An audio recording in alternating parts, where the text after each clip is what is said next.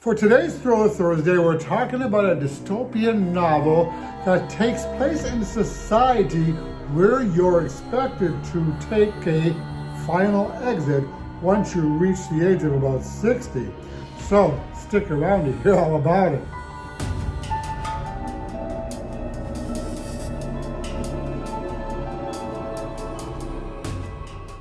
Well, hey friends, Roger here, and welcome to my channel, Roger's Reads. So today we're talking about a book entitled The Last Exit by Michael Kauffman. And this is a dystopian sci-fi crime novel that follows Jen Liu, who is a detective in the Elder Abuse Unit, and Chandler, which is not really a person, but rather a SIM implant that is embedded in her brain. Her interaction with Chandler was kind of akin to having a conversation with a voice inside your head. Although Chandler's personality is a lot of fun, it's that of a snarky, tough guy, which I found quite amusing. And I really actually enjoyed the banter between Chandler and Jen and loved seeing Chandler's personality develop through the pages. So in this world, people are encouraged, strongly encouraged, to exit once they reach the age of 65. That is to say, they are expected to kill themselves for the good of society. Once they do, their children will then be given what is referred to as the treatment, and this will protect them from a deadly virus called Rose, which is an illness kind of similar to mad cow, except that it's fatal for an extremely high percentage of the population.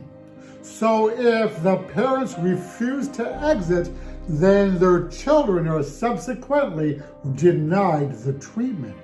So needless to say, this opens the door to all sorts of elder abuse, with children forcing their parents to exit should they so refuse. Of course, these rules don't at all pertain to the mega wealthy, who are not required to exit at all, and who have the opportunity to partake of an entirely different treatment guaranteed to provide everlasting life. And people who have this are called the timeless. So what we have here then is a society where the wealthy can prolong their lives indefinitely, whereas those who are not rich are expected to terminate their life so that their children don't die before their time of 65. So, I found the idea of this society extremely intriguing and chilling.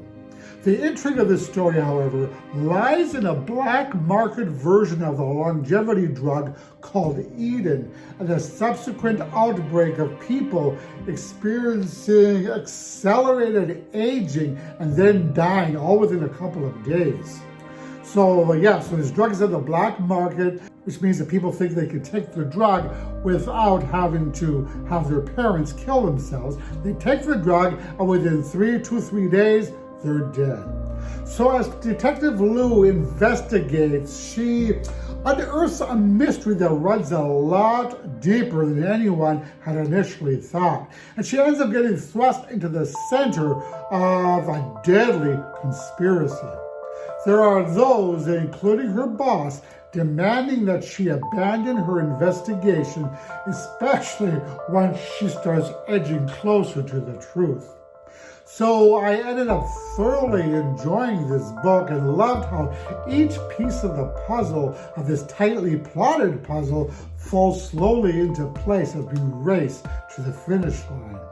So the author redefines here the boundaries of crime fiction with a novel that's part dystopian, part sci-fi, part thriller, and part mystery. I really ended up loving Jen's character in this book. She's intelligent, relentless, and determined. And the crisp banter between her and Chandler caused several laugh-out-loud moments for me while reading the story. But at the end of the day, I found this to be an engrossing and intelligent story. A complex, somewhat chaotic, dark, and entertaining read as we follow the sinister and menacing machinations of a foe whose identity it is up to Jen to uncover.